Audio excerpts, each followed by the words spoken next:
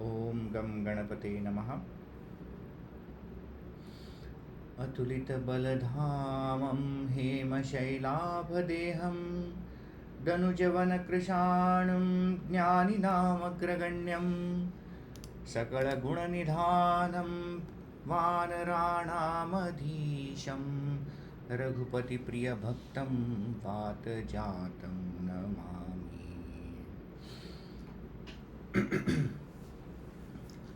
पिछले महीने हनुमान जी का विभीषण से मिलना और विभीषण का श्री राम के शरण में जाना, ये कथा भाग हमने देखा था।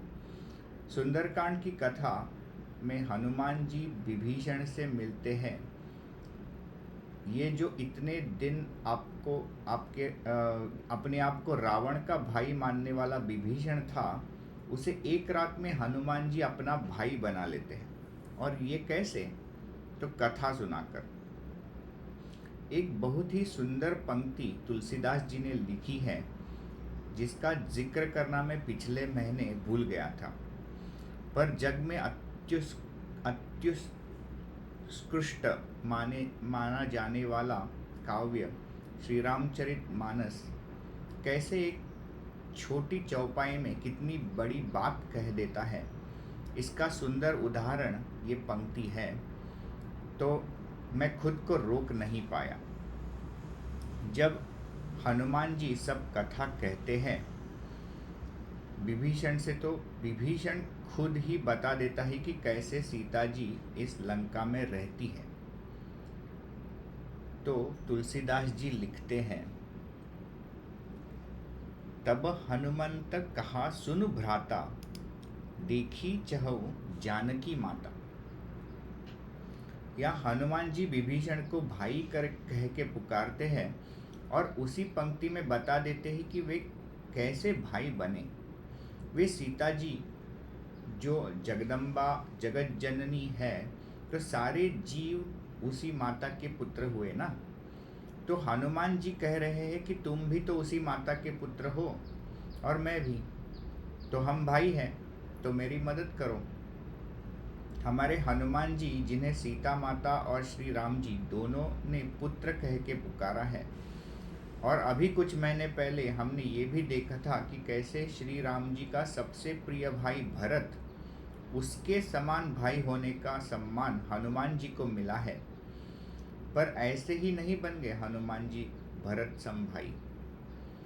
श्री राम जी के तीनों भाई, जिनका जीवन चरित्र इतना उदार है, उन तीनों भाइयों के सारे गुण एक साथ हनुमान जी में विद्यमान है। श्री राम जी का वनगमन जब हुआ था, तो लक्ष्मण जी अपने माता सुमित्रा से विदा मांगने गए थे। तब उस महान माता सुमित्रा ने अपने प्रिय पुत्र को एक मंत्र सिखाया था। वे बोली थी, पूजनीय प्रिय परम जहाते, सब मानिय ही राम के नाते। जो भी पूजनीय और परम प्रिय है, वह सब श्री राम के नाते से ही मानना चाहिए। और लक्ष्मण जी तो ये अपने आचरण में हमेशा दिखाते हैं। और लक्ष्मण जी का यह गुण हनुमान जी ने अच्छे से आत्मसात किया है। वे तो विभीषण को पराया मानते ही नहीं। एक ही माता के हम पुत्र हैं, यह बताकर वे विभीषण की आंखें खोल देते हैं। जो इतने दिन खुद को रावण का भाई मानता था, वह समझ जाता है कि अपने भाई की मदद करनी चाहिए, दोनों की, हनुमान जी की और रावण की भी। तो वह बता देता है कि कैसे अशोक वाटिका में सीता जी रहती हैं। तो हनुमान जी विभीषण से विदा लेते हैं और अशोक वन में जाते हैं। और कैसे जाते हैं? वही छोटा सूक्ष्म रूप धारण करके जब हनुमान जी अशोक वन पहुँचे, तो वो सीता जी को देखते हैं। उन्हें वे मन में ही प्रणाम करते हैं।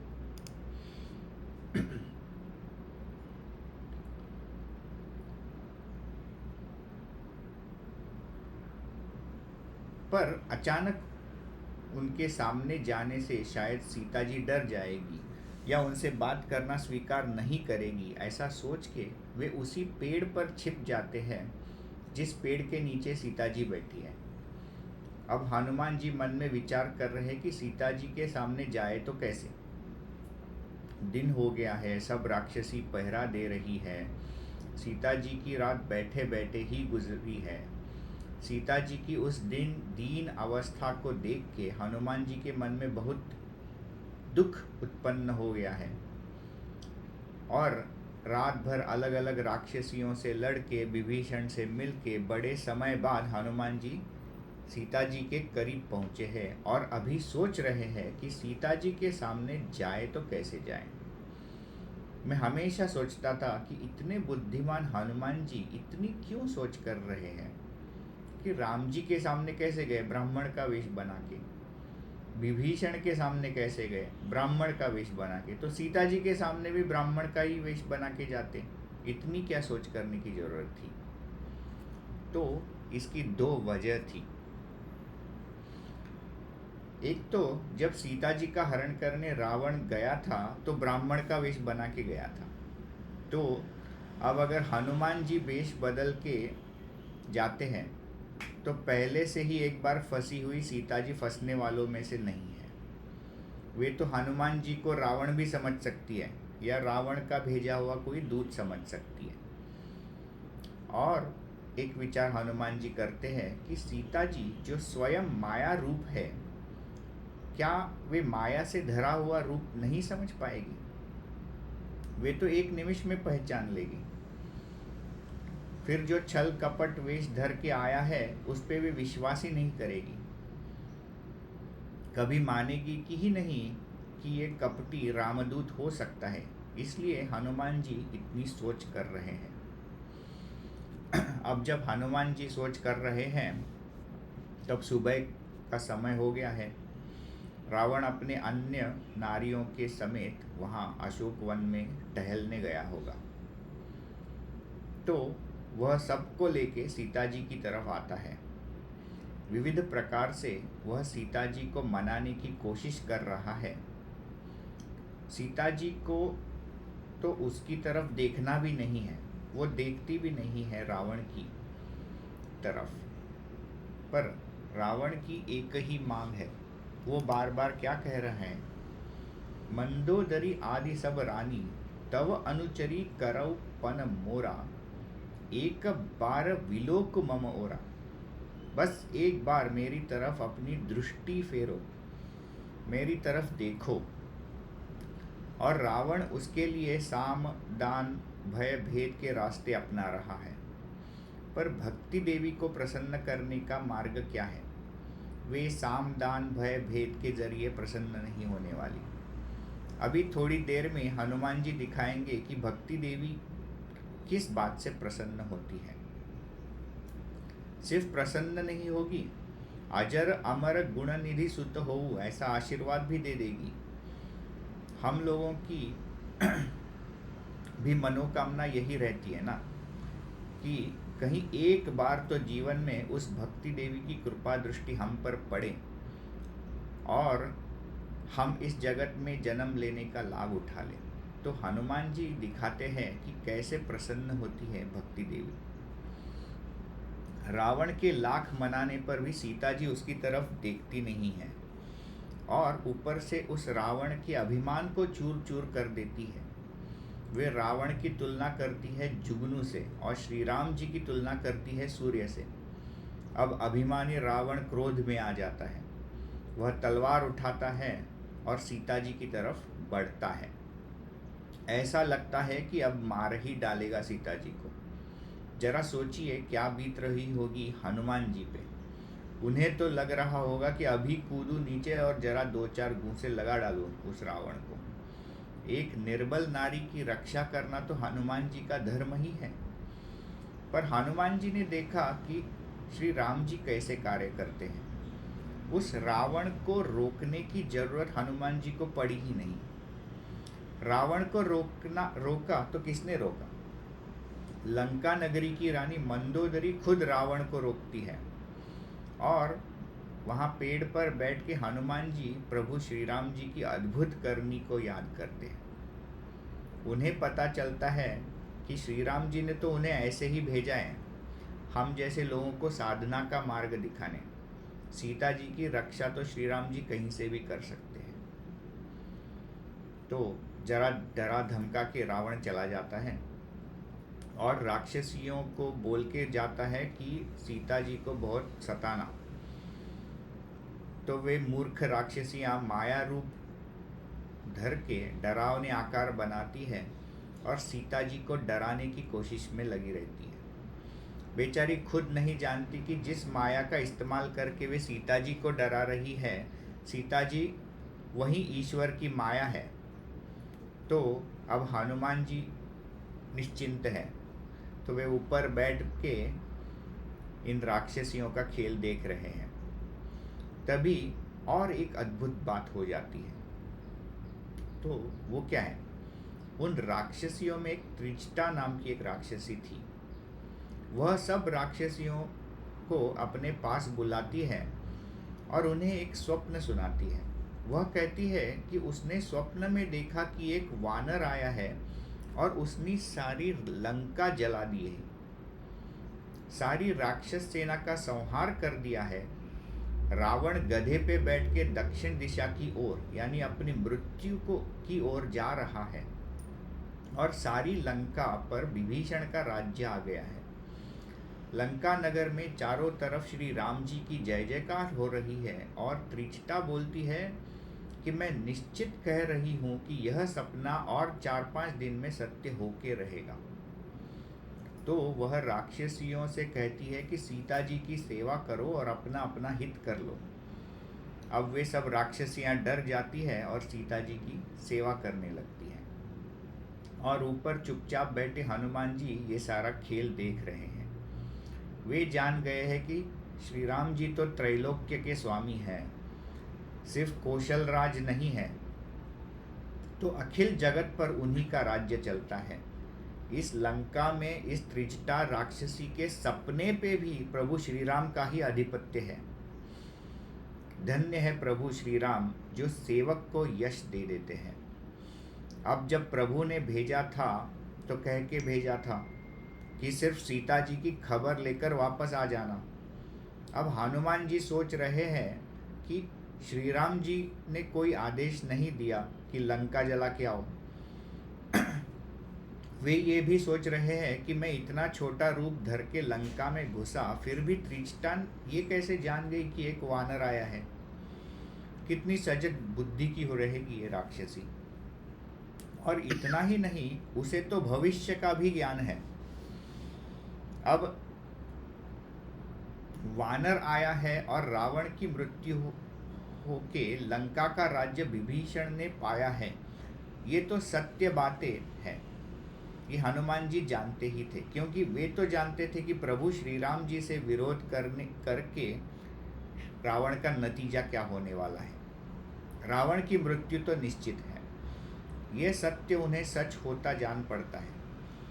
पर उस वानर ने लंका जलाने की जो बात त्रिजटा कर रही है, वह हनुमान जी को कुछ ठीक नहीं लग रही।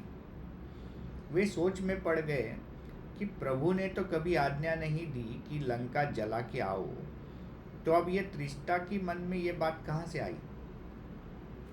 तो हमारे बुद्धिमताम वरिष्ठम हनुमान जी एक उपाय निकालते हैं। वे क्या सोचते हैं कि क्यों ना मैं खुद को बंदी बना लूं।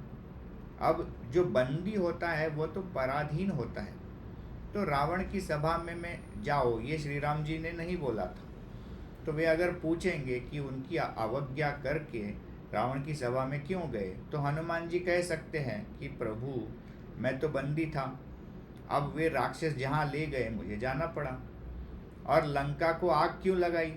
ऐसे अगर प्रभु पूछे तो प्रभु क्या करूं, मेरे पूंछ में उन्होंने आग लगा दी, मैं तो वानर डर के मारे इधर उधर भागा और सारी लंका में आग लग गई। अब इसमें मेरी आपकी अवज्ञा करने का कोई इरादा नहीं है। ये थी हनुमान जी की चतुराई। नहीं तो किसी की क्या मजाल कि हनुमान जी को बंदी बना ले। वे तो सिर्फ एक ही बंधन में पकड़े जा सकते हैं, प्रेम और भक्ति के बंधन में। उसमें हनुमान जी अपनी मर्जी से चले आते हैं। हम जैसे भक्तों पर कृपा करने। क्षमा कीजिएगा, थोड़ा विषयांतर हो गया था। वहाँ अशोक वाटिका में पेड़ पर छिपके हनुमान जी सारा खेल देख रहे थे, वहाँ तक हम पहुँचे थे। तो अब त्रिजटा की बातों से डर के अन्य राक्षसियाँ जो सीता जी को परेशान करना बंद कर देती है और उनकी सेवा में लग जाती है। पर सीता जी सुखी नहीं है, उनकी मर्जी के खिलाफ उन्हें बंदी बनाकर रखा हुआ है। कौन खुश रहेगा ऐसे हालात में? यहाँ सीता जी का दुख देखकर हमारे हनुमान जी पेड़ पर विचार मग्न हो गए हैं। वे विचार करते हैं कि प्रभु ने मुद्रिका दी, जिसकी ताकत पाकर मैं इतना घोर समुद्र पार कर सका, कितनी बाधाओं से लड़ सका और यहाँ तक पहुँच सका। अब यहाँ सीता जी को देख रहा हूँ तो वह उदास बैठी है, मन में श्री राम जी के गुण बार बार याद करती रहती है, फिर भी इतनी दुखी है। वेदों, पुराणों, शास्त्रों ने तो इस नाम को हर दुख की दवा बताया है, तो ये सीता जी का दुख दूर क्यों नहीं हो रहा है? तो हनुमान जी सोच में हैं। एक क्षण उनको लगा कि क्या इस नाम का प्रभाव झूठा तो नहीं है? ये वेद शास्त्र हमारे साथ कोई छल तो नहीं कर रहे? तो देखिए क्या कमाल का दोहा तुलसीदास जी ने लिखा है। दोहा है, कपि करी हृदय विचार, दीन मुद्रिका डारी तब, जनु अशोक अंगार, दीन हर्षि उठी कर गहे। इसका अर्थ है, हनुमान जी ने विचार किया और मुद्रिका को डाल दिया या छोड़ दिया, और नीचे सीता जी बैठी थी, उन्होंने तुरंत उसे उठाया और हर्षि उठी कर गहे, हर्ष के साथ, आनंद के साथ उसे उठाया। मैं तो सोचता हूँ कि इसका अर्थ होगा कि सीता जी को दुखी देखकर एक ही क्षण ऐसा आया होगा कि हमारे हनुमान जी, जिनके मन में श्री राम जी का नाम जब सतत चलता रहता है, वह एक निमिष के लिए रुक गया होगा।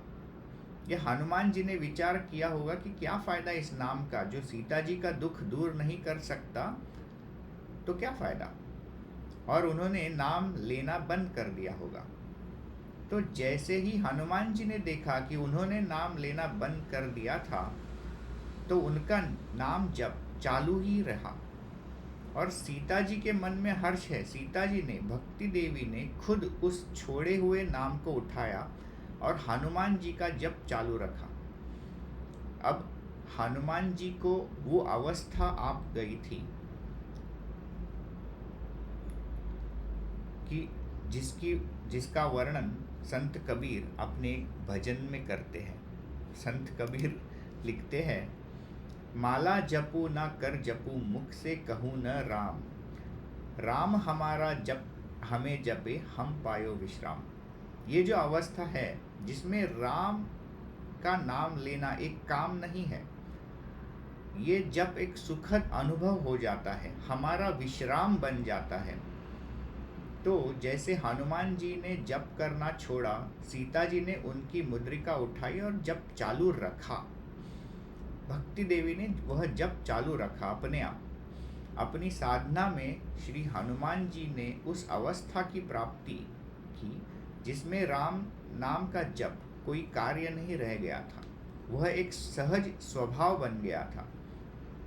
तो हम जैसे साधकों को साधना का मार्ग बताने के लिए हनुमान जी साधना मार्ग पर चले और उन्होंने उस अवस्था को प्राप्त करके दिखाया।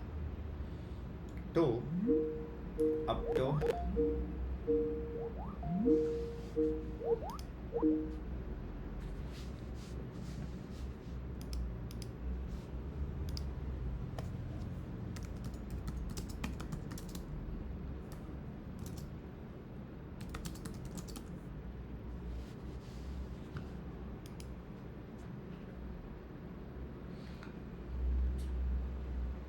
अब तो नाम जब चल ही रहा है, जैसे सांसें चल रही हैं।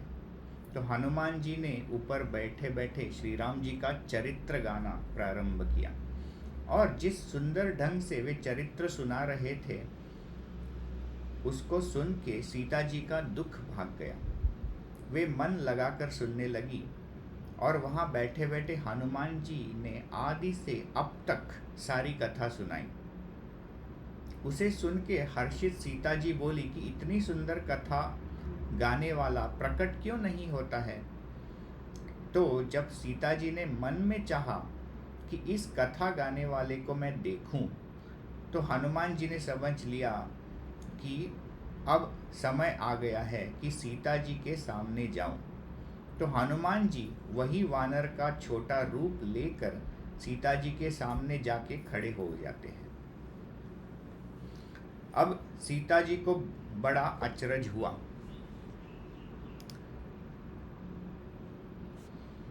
शायद उन्हें इतनी सुंदर कथा कहने वाले के बारे में कुछ और सोचा रहेगा, पर सामने आ गया एक छोटा बंदर। तो वे सोच में पड़ गई। हनुमान जी से थोड़ा मुख फेर कर बैठ गई। तो मैं हमेशा सोचता था इस चौपाई को सुन के कि सीता जी मुख फेर कर बैठ जाना, इसमें तुलसीदास जी को क्या बताना होगा। तो मुझे लगता है कि सीता जी खुद माया का स्वरूप है। अगर हम माया के सन्मुख खड़े हो गए तो हमें क्या दिखेगा? हमें सिर्फ माया ही माया दिखेगी। पर अगर माया अपना मुख थोड़ा फेर ले तो उसका जो तेज है वो थोड़ा कम होगा, और हमें परब्रह्म के दर्शन भी हो पाएंगे। तो शायद इसीलिए सीता जी अपना मुख फेर के बैठ जाती है, ऐसा मुझे लगता है।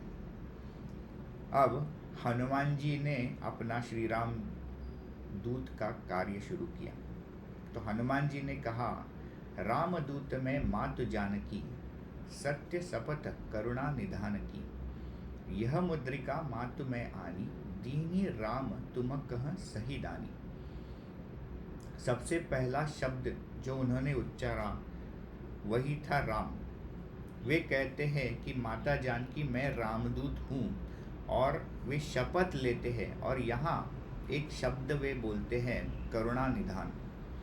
अब जैसे ही ये शब्द वे बोलते हैं, सीता जी को भरोसा हो जाता है कि श्री राम जी ने ही इसे भेजा होगा, क्योंकि ऐसी क्या खास बात है इस शब्द में। तो इस शब्द की विशेषता ऐसी है कि जब सीता जी अपने एकांत में अगर श्री राम जी से बात करती है तो वे श्री राम जी को करुणा निधान कह के पुकारती है। अब ये शब्द जो सीता जी उसका संबंध और सिर्फ श्री राम जी ये दोनों ही जान सकते हैं। तो अगर हनुमान जी को ये शब्द अगर पता है तो वो सिर्फ और सिर्फ श्री राम जी ही बता सकते थे इस करुणा निधान शब्द का मर्म। तो मुद्रिका श्री राम जी की थी, और पहचान कराने वाला कूट शब्द भी सही था। तो यूजर नेम और पासवर्ड दोनों सही निकले। पर यहीं पर हनुमान जी की परीक्षा खत्म नहीं हुई थी। ये जो साइबर सिक्योरिटी में ज़ीरो ट्रस्ट सिक्योरिटी की कल्पना बहुत पुरानी है, आज की कल्पना नहीं है। सिर्फ यूज़र नेम पासवर्ड से सीता जी मानी नहीं, उन्होंने तुरंत एक प्रश्न कर दिया, नर बानर ही संग कहूँ कैसे। हनुमान जी उस पेड़ पर बैठकर पूरी कथा आदि से वर्तमान तक सुना चुके थे। फिर भी सीता जी ने पूछा कि ये जो नर और वानर का संग हुआ है वो कैसे हुआ, वह बताओ। तो हनुमान जी ने वह कथा फिर से बताई कि कैसे प्रभु श्री राम जी और सुग्रीव की मित्रता हुई। अब सीता जी को पूरा भरोसा हो गया कि ये वानर मन वचन और कर्म से कृपा सिंधु श्री राम जी का दास है। जैसे ही यह भरोसा हो गया, अब अचानक से सीता जी को ये हनुमान जी अपने लगने लगे।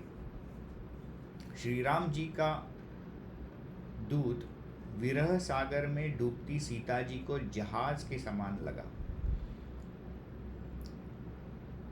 मानो अब उन्हें कुछ सहारा महसूस हुआ। इतनी विरहाग्नि में जल रही सीता जी कितनी सजग है, सबकी माता है वे, तो उन्होंने जो प्रश्न किया तो क्या पूछा होगा?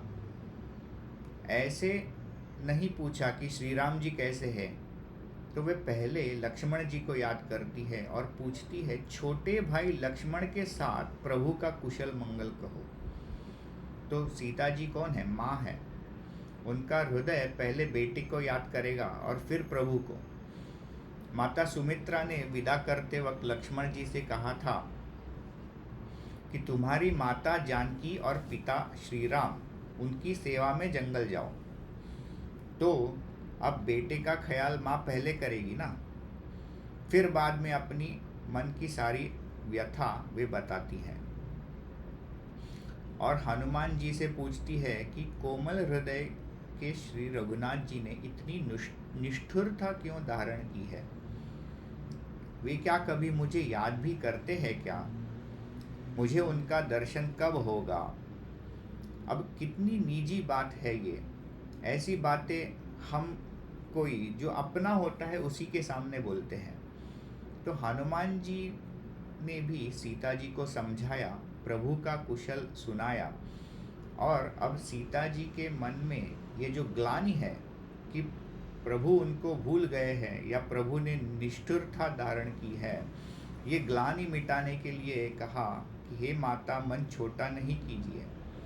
प्रभु श्री राम के मन में आप से दुगना प्रेम है। और ऐसा कह के उन्होंने प्रभु श्री राम जी का निजी संदेशा सीता जी को सुनाया। क्या अप्रतिम चौपाइयाँ लिखी है तुलसीदास जी ने। काव्य रस जिसे लेना है उनके लिए यहाँ स्क्रीन पर वह संदेश मैं दिखा रहा हूँ। उसके अर्थ में आज नहीं जाएंगे, पर ये समझ सकते हैं कि बहुत ही निजी संदेशा था वो। अब ये इतना गहन प्रेम में डूबा हुआ इतना निजी संदेशा देना था, इसीलिए श्री राम जी ने हनुमान जी का चुनाव किया। सीता जी से बात करना और किसी के बस में था ही नहीं। श्री रघुवीर का संदेशा सुन के श्री सीता जी का मन प्रेम मग्न हो गया। अब हनुमान जी ने अपने मन की एक बात कह दी।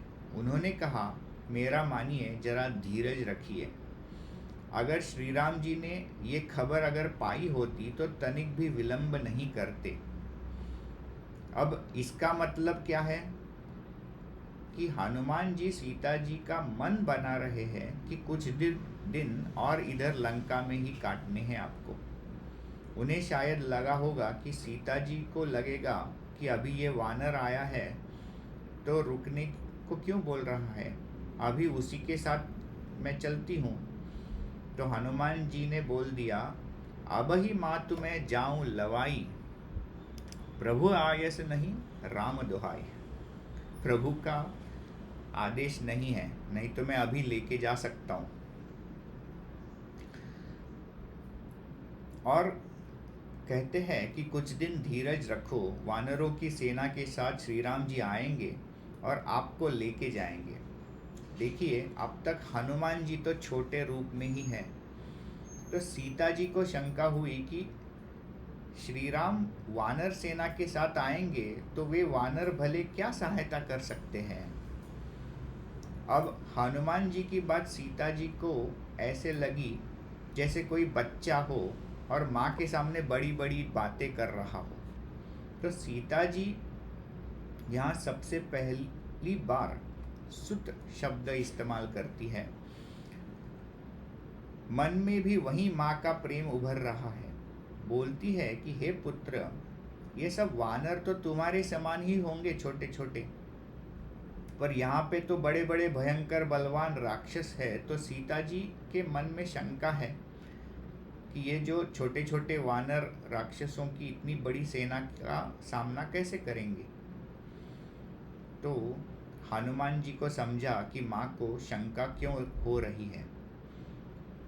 वे तो समझ रही है कि ये तो छोटा बच्चा है और ऐसे ही ऊटपटांग की बातें कर रहा है। तो हनुमान जी क्या करते हैं, अपना बड़ा आकार प्रकट करते हैं। और कैसा है हनुमान जी का स्वरूप। हनुमान जी का स्वरूप है कनक भूधराकार शरीरा, समर भयंकर अति बलबीरा। सोने के पर्वत जैसा उनका आकार है और बल ऐसा है कि सिर्फ देख के मन में भय उत्पन्न हो जाए।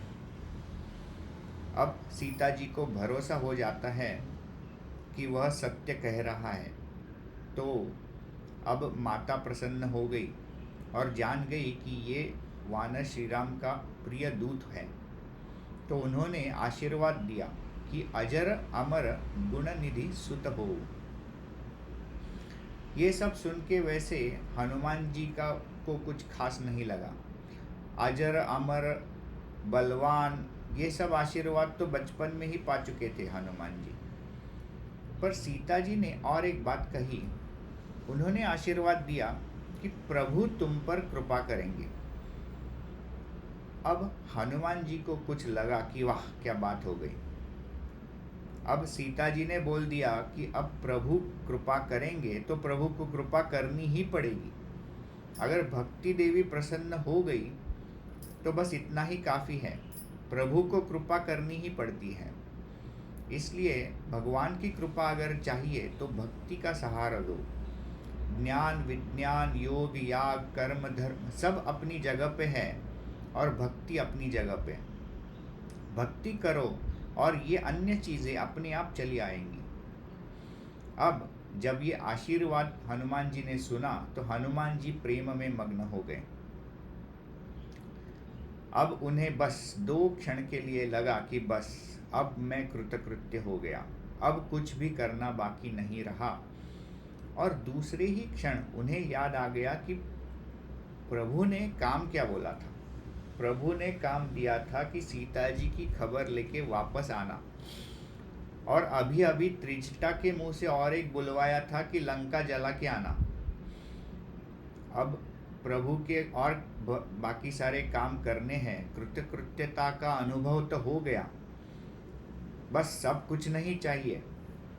पर हमारे हनुमान जी जैसे संत ऐसा स्वार्थी विचार नहीं करते। वे खुद वापस जाएंगे और सारी वानर सेना को लेके आएंगे। क्यों? क्योंकि भक्ति देवी के दर्शन हर वानर को हो सके, ये हनुमान जी की करनी है। तो अब आगे का कार्य करना है तो पहले सोचते हैं हनुमान जी की माँ को बोल दूं कि आगे का कार्य करना है, लंका जलानी है। पर हनुमान जी ने सोचा कि अगर मैं माँ को बोल दूं कि राम जी ने कहा है लंका जला के आओ, तो माँ चिंता में पड़ जाएगी। तो माँ सोचेगी भले बच्चे से क्या काम करवाना, तो वहीं खड़ी हो जाएगी काली माँ का रूप लेकर, खुद ही लंका जला के रावण का सर काट के हनुमान जी को लेके वापस जाएगी। अब ऐसा होगा तो श्री राम जी का सारा प्लान चौपट हो जाएगा। तो हमारे चतुर हनुमान जी क्या करते हैं, वे बोल देते हैं कि माँ मुझे ये सब सुंदर फल देख के बड़ी भूख लगी है। कुछ बोलते नहीं कि जरा जाके राक्षसों से लड़के आता हूँ, कुछ नहीं। अब माँ के सामने बच्चा जैसे बात करता है वैसे ही हनुमान जी करने लगते हैं। बोल रहे हैं कि भूख लगी है। और क्यों ऐसा करते हैं? क्योंकि माँ को बच्चे की चिंता में अपना नाटक छोड़कर न आना पड़े। वे तो जानते हैं कि रावण का विनाश करने के लिए श्री राम जी और सीता जी ने ये सारा नाटक रचा है। इसलिए सीता जी अबला नारी का नाटक कर रही है, नहीं तो रावण को एक दृष्टि में जलाकर भस्म करने का सामर्थ्य वे रखती है। इसीलिए रावण की तरफ देख नहीं रही है। रावण तो बार बार मांग कर रहा है, एक बार विलोकु मम ओरा, एक बार विलोकु मम ओरा, पर सीता जी देख नहीं रही है। नहीं तो रावण उधर अशोक वाटिका में ही राख हो जाता। पर वह यश श्री राम जी को मिले, इसीलिए सीता जी अब अबला नारी का नाटक कर रही है। फिर भी फल खाने की बात जब हनुमान जी ने की तो सीता जी के मन में चिंता आ गई। तो वे कहती है कि अरे यहाँ तो बड़े बड़े राक्षस पहरा दे रहे हैं, उनके सामने तुम फल कैसे खाओगे। अभी अभी कुछ क्षण पहले सीता जी ने हनुमान जी को आशीर्वाद दिया है कि अजर अमर बनना, तो अब राक्षसों से क्या डरना। पर वाकई सीता जी के मन में ये चिंता है कि फल तो आखिर मोह नगरी के हैं, तो ये मोह नगरी के फल खा के हनुमान जी को कुछ हो गया तो क्या। तो सीता जी उस पर एक उपाय बताती है। हनुमान जी को सीता जी बोलती है कि श्री रघुपति के चरण हृदय में रखो और फिर मधुर मधुर फल खाओ। तो वे सोचती है कि श्री रघुपति के चरण अगर हृदय में रहेंगे तो फल की कोई बाधा नहीं होगी हनुमान जी को। तो अब यहाँ से वह कथा प्रसंग चालू होगा जहाँ से हम विकट रूपधरी लंक जरावा की तरफ बढ़ेंगे। तो आज की कथा को यहीं विश्राम देते हैं। हरि ओम।